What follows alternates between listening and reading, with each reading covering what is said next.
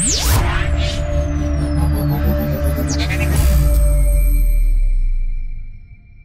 To డి6. This is professor Vinod Kumar.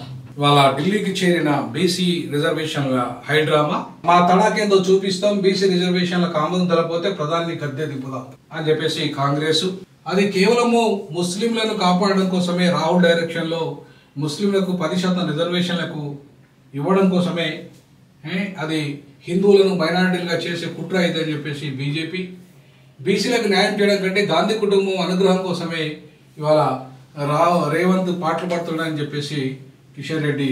ఈ రకంగా ఈ ఇరు వర్గాలు, అటు కాంగ్రెస్ కానీ ఇటు బీజేపీ కానీ, ఈ రెండు నిజంగా బీసీల పట్ల చిత్తశుద్ధి ఉందా వీళ్ళకి? అసలు రిజర్వేషన్లకు ఈ మతానికి ముడిపెట్టడం ఏంది? ఏం అవసరం? మతంతో సంబంధం లేదు రిజర్వేషన్లకు.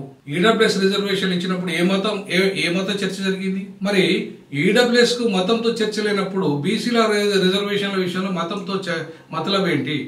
ఈడబ్ల్యూఎస్ కు లేని మతము ఇవాళ బీసీలకు వచ్చేసరికి ఎందుకు వచ్చింది? అందులో ఈడబ్ల్యూఎస్ లో క్రైస్తవ మతంలో, ముస్లిం మతంలో ఉన్న వాళ్ళు లేరా? ఈడబ్ల్యూఎస్ రిజర్వేషన్ లో తెచ్చింది బీజేపీ, దానికి సంబంధించింది కాంగ్రెస్, జాతీయ స్థాయి పార్టీ. దీనికి లేని మతం రంగు అంటే బీసీలకు వచ్చేసరికి మతం రంగు ఏంటండి? ముస్లింలలో కులం లేదా? 100% ముస్లింలలో కులం ఉంది, క్రైస్తవులలో కూడా కులం ఉంది. ఇవాళ 10% ముస్లింలకు అని అంటున్నారు కదా, 10% ముస్లింలకు ఏడిచ్చిండ్రా? ఆడ లెక్కలు చూసుకుంటే బీసీ కోటాను 4% చూపెడుతున్నారు కదా. అదే 4% బీసీఈ కోటా ఉంది, అదే బీసీసీ కోటా 1% ఉన్నది. ఈ ఇద్దరు కలిపితే కూడా 5% లేదు. మరి 10% ఇక్కడ ముస్లింలకు వస్తుంది ఆడ. కాబట్టి ఇవాళ ఈ మతము రంగు పొలిమి బీజేపీ బీసీలకు ద్రోహం చేస్తున్నది. అలాగే ఒక బీసీ ప్రధానమంత్రి అయి ఉండి బీసీలను మోసం చేస్తున్నాడు, బీసీలను రిజర్వేషన్ అడ్డుకుంటుంది బీజేపీ అని చెప్పేసి కేంద్రంలో అధికారం లేకపోయినప్పటికీ రేపు రాహుల్ గాంధీని ప్రధానమంత్రి చేసిన తర్వాత మేము అక్కడ సాధిస్తామని చెప్పేసి అంటున్నారు. 42% రాష్ట్రానికి హక్కు ఉంది. మీ హక్కును మీరు ఇవాళ జీవో కూడా జారీ చేయొచ్చు. మీరు ఒక చట్టం తెచ్చి జీవో జారీ చేయొచ్చు. దానికి వాళ్ళు ఆమోదించకపోయినా మీకు అధికారం ఉంది. మీరు ఎందుకు చేయట్లేదు? రాష్ట్రంలో మీరు 42% వాటా కల్పిస్తూ ఈ రోజు మీరు ఎందుకు చట్టం చేయడం లేదు? పంచాయతీరాజ్ చట్టంలో ఎక్కడన్నా 50% మించి రిజర్వేషన్లు ఇవ్వద్దు అని చెప్పి ఎక్కడన్నా ఉందా? మరి లేనప్పుడు కోర్టుల తీర్పులకు ఏం సంబంధం? కోర్టులు ఇవాళ డిస్క్రిషనరీ పవర్. కోర్టు ఇవాళ ఒకప్పుడు కోర్టు సమర్థిస్తుంది, ఒక కేసులో కోర్టు సమర్థిస్తుంది, కోర్టులు వ్యతిరేకిస్తుంది. మీరు తెచ్చిన తర్వాత మీ జీవో కోర్టు దాకా పోయిన తర్వాత కదా ఈడబ్ల్యూఎస్ అప్పుడు మరి కోర్టులు ఎందుకు జోక్యం చేసుకోవట్లేదు ఈ విషయంలో? మరి నా బీసీల విషయంలో ఎందుకు జోక్యం చేసుకుంటాయి? ఇవాళ 42% బీసీ రిజర్వేషన్ల విషయంలో, అది కూడా లోకల్ బాడీలో మాత్రమే, కోర్టులు ఎందుకు వ్యతిరేకిస్తాయి దీన్ని? 50% సీలింగ్, ఈడబ్ల్యూఎస్ లేని సీలింగ్ ఓన్లీ ఇవాళ బీసీ రిజర్వేషన్లకే వస్తుందా? ఇలా మతం ఈడబ్ల్యూఎస్ లేని మతం బీసీ రిజర్వేషన్లకు ఎక్కడిది? అందులో ముస్లింలకు 10% పెంచుతారు అనేది అబద్ధం, శుద్ధ అబద్ధం. ఎక్కడ ముస్లింలకు పెంచుతున్నారు 10%? ఎక్కడ పెరుగుతున్నది 10% ముస్లింలకు? బీసీ కోట 4% ఉంది కదా, బీసీసీ కోట 1% ఉంది కదా. ఎక్కడ పెంచారు? మరి పెంచలే కదా. మరి పెంచినప్పుడు 42% ఎట్లా అవుతుంది వాళ్ళకి? 42%లో వీళ్ళ వాటానే లేదు.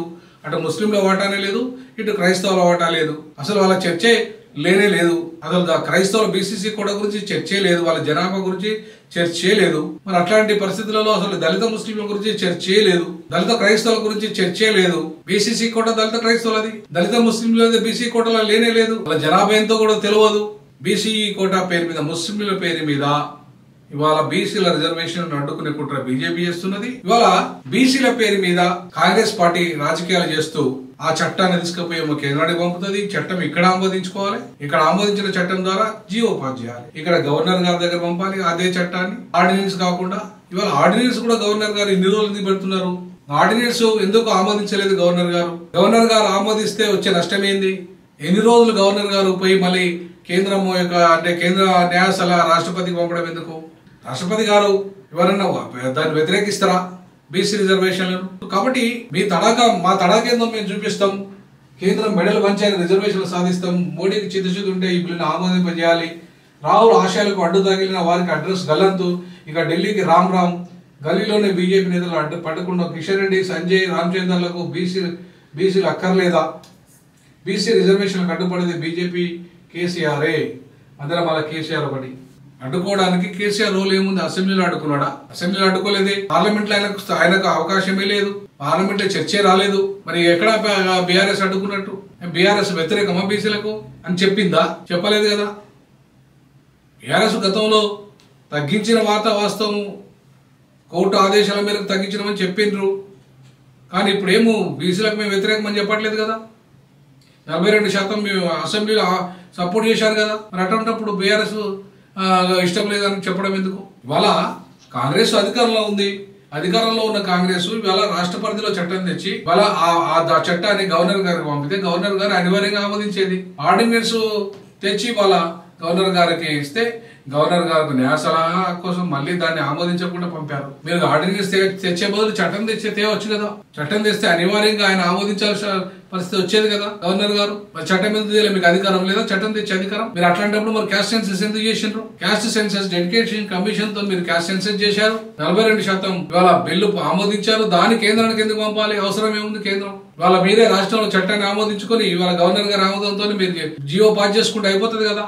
కాబట్టి ఇవాళ బీసీలతోని, మెజార్టీ ప్రజలైన బీసీలతోని రాజకీయ డ్రామాలు ఆడుతున్నారు. అటు బీజేపీ గాని ఇటు కాంగ్రెస్ గాని, మధ్యలో బీఆర్ఎస్ వీరిద్దరిని ప్రేక్షక పాత్ర వహిస్తున్నది. ఇద్దరి డ్రామాలను చూసుకుంటూ. సో కాబట్టి ఈ 3 పార్టీలు కూడా ఇలా బీసీల మీద ప్రేమ లేదు అనేది వాస్తవం. కాబట్టి 3 పార్టీల బీసీల మీద ప్రేమ లేదనే విషయాన్ని గత 75 సంవత్సరాల చరిత్ర, స్వతంత్ర చరిత్ర గాని రాజ్యాంగ చరిత్ర గాని మనకు అర్థమవుతున్నది. బీసీలకు అనుకూలమైన చట్టాలు ఎన్ని వచ్చినాయి అనేది. కాంగ్రెస్ మోసమే చేసింది, బీజేపీ మోసమే చేస్తున్నది. కాబట్టి బీసీల తస్మాత్ జాగ్రత్త ఈ 2 పార్టీలతోని ప్రధానంగా. సో బీఆర్ఎస్ లోకల్ పార్టీ, అది జాతీయ స్థాయిలో పార్లమెంట్ లో ఆమోదించే పార్టీ కానే కాదు. కాబట్టి చాలా స్పష్టంగా బీసీలతో ఆడుకుంటున్న పార్టీలు ఏమన్నా ఉంటాయంటే అవి ఒకవైపు కాంగ్రెస్ కావచ్చు, మరోవైపు బీజేపీ కావచ్చు. సో ఇవి ఈడబ్ల్యూఎస్. నేను ఒకటే డైరెక్ట్ గా సవాలు విసరదలుచుకున్న బీజేపీకి, ఈడబ్ల్యూఎస్ కు అడ్డు రాని మతం రంగు మీరు బీసీలకు ఎందుకు పూస్తున్నారు? దాంట్లో వాళ్ళ ఈడబ్ల్యూఎస్ రిజర్వేషన్లు అనుభవించే దాంట్లో ముస్లిం ఓసీలు ఉన్నారు, క్రిస్టియన్ ఓసీలు ఉన్నారు, హిందూ ఓసీలు ఉన్నారు, బుద్ధిస్టు ఓసీలు ఉన్నారు, సిక్కు ఓసీలు ఉన్నారు. వీళ్ళంతా ఉన్నారు. ఉన్నప్పుడు వాళ్ళకు లేని మతం రంగు ఈ ఓన్లీ బీసీలకు వచ్చేసరికి ఈ మతం రంగు పులడమైంది, మెజార్టీని మైనార్టీ చేయడమైంది. అట్లాంటప్పుడు మరి మీరు గుజరాత్లో ఎట్లా ఇస్తున్నారు రిజర్వేషన్లు ముస్లింలకు? అట్లాంటప్పుడు మీరు ఉత్తరప్రదేశ్లో ఎట్లా ఇస్తున్నారు? మీరు అధికారంలో ఉన్న రాష్ట్రాల్లో ఎట్లా అమలు చేస్తున్నారు? మరి అక్కడొక న్యాయము, బీజేపీకి ఇక్కడ ఒక న్యాయం ఉంటుందా? అక్కడ ఒక పద్ధతి, ఇక్కడ ఒక పద్ధతి ఉంటుందా? కాదు కదా. సో కాబట్టి ఈ 2 జాతీయ పార్టీలు, అది నా ఉత్తరాది పార్టీలు బీసీల పట్ల నిజంగా వీళ్ళకి చిత్తశుద్ధి లేదు అనడానికి మొత్తం దేశంలో 75 సంవత్సరాల చరిత్ర చెప్తున్నది. కాబట్టి ఇకనైనా తస్మాత్ జాగ్రత్త బీసీలారా. మీ విషయంలో మీ కామెంట్ చేయలేదండి. ఇది దమ్మున్న ఛానల్, ప్రజల పక్షాన్ని నిలబడి కొట్లాడే ఛానల్. ఈ ఛానల్ను షేర్ చేయండి, లైక్ చేయండి, కామెంట్ చేయండి. వీలైతే ఈ ఛానల్కి ఆర్థిక సహకారం అందించండి. జై భీమ్, జై పులే, జై పెరియార్.